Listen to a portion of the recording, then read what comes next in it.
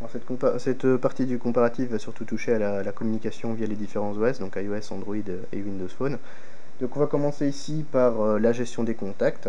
Donc sur iOS, c'est très simple, ça se passe dans l'application qui s'appelle Contact. Voilà, donc on peut y retrouver nos groupes. Donc ici, c'est-à-dire tous les contacts iCloud, les contacts Hotmail et la liste d'adresses Exchange. Voilà. Alors si je vais dans tous mes contacts, par exemple, je vais sélectionner un contact.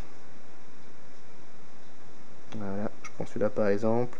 Alors ensuite je peux modifier le contact, donc on peut avoir des fiches qui sont très complètes. Vous voyez, on peut remplir pas mal d'infos, et là on peut également associer les contacts. Donc par exemple je vais l'associer avec celui-là. Voilà, je fais associer, et ensuite en fait il va m'afficher directement les contacts associés ici. Alors il faut savoir que sur iOS, au niveau création de groupe, c'est pas possible directement en natif, donc il vous faudra soit une application comme groupe, ou soit utiliser le carnet d'adresse de votre Mac, ou bien encore sur PC. Voilà, donc ça c'est pour iOS. Alors sur Android en fait c'est plus poussé que sur iOS. Donc là aussi ça se passe en fait dans l'application qui s'appelle Contact. On peut rechercher des contacts directement ici en tapant leur nom. Donc voilà, par exemple je peux me prendre moi. Hop. Il est possible facilement d'associer des fiches. Voilà, comme ça il suffit de faire associer le contact, on va rechercher le contact. Soit les contacts nous sont suggérés, soit on va rechercher le contact dans la liste. Et ensuite on l'associe. Au niveau de la fiche, on peut la modifier évidemment. Donc, vous voyez, on sait aussi faire ça de façon assez complète, on sait ajouter plein de trucs. Voilà. Et alors, ce qui est possible de faire aussi dans Android, c'est en fait de créer des groupes directement depuis le téléphone. Alors, il faut évidemment savoir où ça se trouve. Donc, ça se trouve ici en fait. En haut à droite, hop. Puis après, je peux faire créer un groupe. Je peux nommer mon groupe comme je veux, choisir la sonnerie et ensuite ajouter des membres. Donc, je sais pas, moi je vais mettre mon groupe, je vais l'appeler test. Voilà, comme ceci.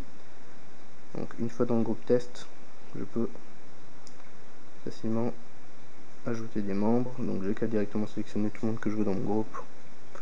Ces 3 personnes-là par exemple, et voilà, et j'enregistre mon groupe. Et c'est parfait. Là, une fois que c'est fait, en fait, je peux aller prendre mon groupe test par exemple et faire hop, je vais envoyer un email, un message, supprimer le groupe, modifier le groupe, tout ça. Donc c'est assez facile. Ensuite, dans chaque fiche en fait directement, donc là si je prends la fiche de quelqu'un d'autre, donc je vais prendre notre ami David, voilà, et donc en fait on peut directement accéder ici, donc vous voyez, à l'historique des échanges avec ce contact. Donc là il n'y en a pas parce que j'ai pas échangé avec lui récemment. Alors au niveau des activités, on voit directement toutes ces activités qui sont tout ce qui est fait sur Facebook. Donc de là en fait il est possible de laisser un commentaire ici, donc vous voyez, ajouter commentaire, ou bien alors même d'aimer la publication. Alors ce n'est pas tout, on peut aussi accéder à ces différentes photos en fait qu'il a laissées sur Facebook. Voilà, donc vous voyez ici les différentes photos, donc si je veux accéder à celle-là, hop. Et en fait je suis redirigé à ce moment-là vers le site web de Facebook en version mobile. Ensuite, ce qui est possible de faire sur Android, et que je n'ai pas, qui n'est pas possible sur iPhone par exemple, c'est d'ajouter des raccourcis vers les contacts. Donc je fais raccourci, je vais chercher mon contact.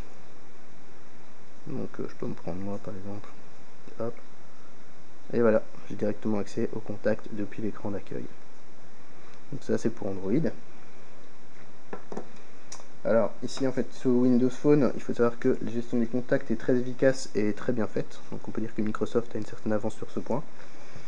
En fait, donc vous voyez ici vous avez l'onglet contact directement, enfin l'onglet la tuile contact plutôt. Et là on peut directement accéder à ces fiches de contact. Voilà, donc je peux me prendre moi, hop. Alors on peut lier des contacts très facilement. Donc vous voyez, il y a déjà tous des profils qui sont liés, donc tous mes profils qui sont liés. Je peux par exemple choisir de lier ce profil là en plus. Et voilà, et donc une fois que c'est fait, je reviens en arrière, et alors tout le profil du contact est lié. Alors, pour créer des groupes, c'est très facile aussi. Voilà, donc si on veut, on peut faire un appuie sur le petit plus, on fait hop, nouveau groupe. Donc, par exemple, je vais l'appeler ami. Une fois que j'ai appelé ami, je fais enregistrer. Et là, ensuite, on peut modifier le groupe et ajouter des contacts au groupe. Donc, par exemple, je sais pas, je prends, hop, je les ajoute comme ça, les uns à la suite des autres.